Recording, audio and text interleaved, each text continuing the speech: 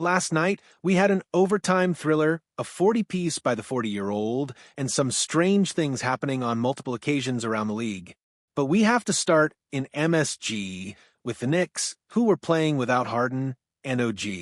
The Knicks had a 7-point lead in the fourth quarter against Chicago, but Josh Giddey, a 32.3% three-point shooter for his career, suddenly got scorching hot from downtown. Giddey got a good look and knocked down another three, his third of the game. He found Vucevic, who kicked it out, and the ball went back up top. Giddey tried another three, and it was good. Giddey scored 11 of his 27 points in the final period, putting the Bulls up by one with just a minute and a half to go. The Knicks quickly responded with Cat finding a Kiowa under the basket, but the Bulls came up with another bang. Vucevic caught the ball, took a high-arching three, and made it, giving the Bulls a big bucket. Now, with a 2-point deficit, the ball went to the most reliable guy in the clutch, Jalen Brunson. Brunson drove, pulled back, hit a jump shot, and tied the game. Brunson delivers when it matters most, but the guests had the final possession. With 7 seconds left on the 24-second shot clock, Coby White looked up top, found the open ball, and tried to bounce it but couldn't hit the three. Vucevic tipped it out wide, but the ball went off the bounds, and he dribbled it off his foot. A Kiowa was right there to recover. They lobbed it into Vucevic, but Matisse Thybulle blocked the shot. What a block by Thybulle, and we're going to overtime.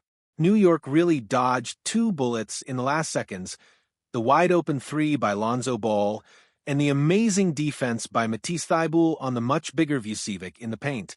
So, in overtime, the Knicks were ready to handle the business. Julius Randle had to hoist up a contested three, and he knocked it down. Brunson faked a pass, got it to Karl-Anthony Towns, and Towns dunked it in. Towns drove, lost the ball, got it back, and then hit a falling-away jumper. With 30 points for Towns, the Knicks took a 5-point lead in overtime. Karl-Anthony Towns scored 3 straight buckets, leading a 9-0 run to put his team up by 7 with less than 2 minutes left. But Coby White wasn't ready to raise the white flag just yet. White drove inside and scored a layup and then hit a three-pointer. White nailed the three, cutting the deficit to 2 points. These Bulls just wouldn't go away, and to add more drama, New York failed to hit the dagger on 2 straight possessions. One shot went in and out, and the fight for the rebound ended with the ball being knocked out of bounds, Knicks ball. Brunson stepped back for a three-pointer, but it was off the mark. Vucevic grabbed the rebound, knocked it out of his hands, and the ball went loose. Out of bounds, and it was Chicago's ball. Great defense by the Bulls at the end, and now they had a chance to win it all. Vucevic had the ball and handed it off to Coby White. White drove, pulled back, leaned in, and found Vucevic again. Vucevic just got a shot off, but it missed, and the Knicks hung on to win after a tough fadeaway by Vucevic. The Knicks survived another thriller, and man, I don't know if I can take this anymore. And the playoffs aren't even in sight yet. LeBron, however, seems like he's already in stealth mode. He toyed with the Blazers' defense in the first half, going left down the boulevard and finishing off the window. LeBron worked his way into the paint, faked a pass, drew 3 defenders off their feet, went up and under, and scooped and scored. LeBron James had 12 points in the second quarter, leading the Lakers to an 18-point lead on the road. Keep in mind, this was the second night of a back-to-back game at the age of 40. Unreal. But Portland made things interesting in the second half, mostly thanks to the efforts of Shadon Sharpe and Tanny Kamara. Kamara flicked the ball free, and then finished with a 2-handed dunk down the other way. Denny Ainge stole the ball and went up the floor for a 2-handed rim dunk, and the Blazer defense really clicked in the opening 6 minutes of the third. LeBron found Simons, who quickly passed over to Kamara for a three. In the final period, however, it was too much of LeBron and his adopted son, Austin Reeves.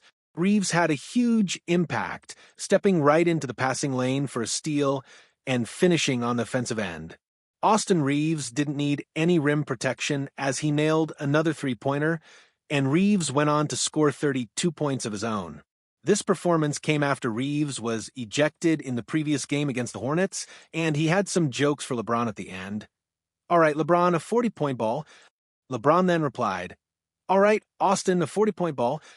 Speaking of the Hornets, after celebrating like they'd won the chip following a regular season game against LA, they ran into Nikola Jokic and Jamal Murray last night. Murray checked in early, deciding to go under the screen, and Murray turned the corner, passed it back to Jokic, who then took another three and buried it. The Nuggets, riding an 8-game winning streak, were in control throughout most of the game. When winning time came, they made sure to get the job done. Jokic and Murray had things under control, with Jokic posting 29 points, 19 rebounds, and 9 assists, while Jamal Murray added 34 points on 67% shooting. This was good enough for the Nuggets' 9th consecutive win, which got them to the 2nd seed in the Wild West. Murray has been looking like his old self lately, averaging 34 points per game and 5.5 assists on 58% shooting from the field and from three-point range. Speaking of range, Kyle Kuzma stunned the Clippers at the end of the first quarter with a buzzer-beating three. But LA's big three of Harden, Zubac, and Leonard seemed to be too much for the home team. Zubac grabbed the rebound and punched it in on the shot clock. James Harden hit his second three-pointer. Though he was only 2 of 8 from the arc, Leonard invited the baseline, spun, faded, and fired, filling it up with a smooth shot.